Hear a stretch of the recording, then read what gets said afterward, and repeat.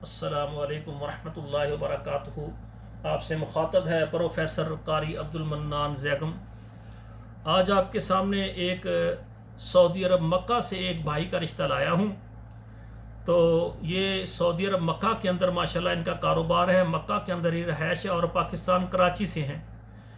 ان کی عمر جو ہے 40 سال ہے، ماشاءاللہ قد 5 فٹ 6 انچ ہے، ذات ان کی میمن ہے، تعلیم ان کی جو ہے BA ہے، اور ماشاءاللہ یہ ایک بڑی کمپنی ہے، اس میں سیل مین ہے، مندوب مبیعات عربی میں کہتے ہیں اس کو، اور ماہوار ان کی تنخواہ الحمدللہ 3 لاکھ سے بھی ماشاءاللہ زیادہ ہے، اللہ برکت ڈالیں۔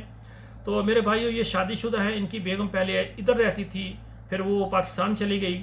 تو ہر کسی کے مسائل ہوتے ہیں، اور 2 ان کے بچے ہیں۔ یہ سنت کے مطابق دوسری شادی کرنا چاہتے ہیں۔ ان کی ڈیمانڈ ہے کہ پاکستان سعودی عرب مکہ مکرمہ سے کوئی بھی پاکستانی فیملی ہو، ان کی بیٹی ہو جو 25 سال کی ہو، 30 سال کی ہو، مناسب تعلیم ہو، کوئی بھی ذات ہو، مسلمان ہو، اور یہ جو بھائی ہے یہ ان کا مسلک سنی ہے۔ تو یہ کہتے ہیں کہ مکہ مکرمہ میں کوئی اگر رشتہ مل جائے تو یہ کرنے کے لیے تیار ہیں۔ اس کے علاوہ پاکستان سے بھی جو بہنیں بیٹیاں وہ مکہ مکرمہ میں شادی کر کے یا سعودی عرب میں شادی کر کے ادھر رہنا چاہتی ہیں، وہ بھی رابطہ کر سکتی ہیں، ان سے بھی ہم رابطہ کروائیں گے۔ اسی طرح ہماری گزارش ہے کہ جتنی ہماری بیوہ طلاق یافتہ بہنیں بیٹیاں ان کے رشتے ہم فی سبیل اللہ فری میں کرواتے ہیں، ان سے کوئی پیسے نہیں لیتے۔ آل پاکستان جو بھی بیٹیاں ہیں طلاق یافتہ ہیں، بیوہ ہیں، وہ رابطہ کریں فی سبیل اللہ۔ باقی جو ہمارے بھائی اور ہماری بہنیں ان سے ہم سروس چارجر لیتے ہیں، بات پکی ہونے پر بھی ہمارے ادارے کی فیس ہوتی ہے، تو وہ انہوں نے ادا کرنا ہوتی ہے۔ اسی طرح سعودی عرب سے کافی لوگ میرے ساتھ رابطہ کر رہے ہیں، پاکستان سے بھی کر رہے ہیں۔ کوئی پاکستان سے کہتے ہیں ہم نے یورپ شادی کرنی ہے، اور اسی طرح یعنی ہم نے سعودی عرب کرنی ہے، اور سعودی عرب میں کافی بھائی اور کافی بیٹیاں بہنیں بھی میرے ساتھ سرپرست وہ بھی رابطہ کر رہے ہیں۔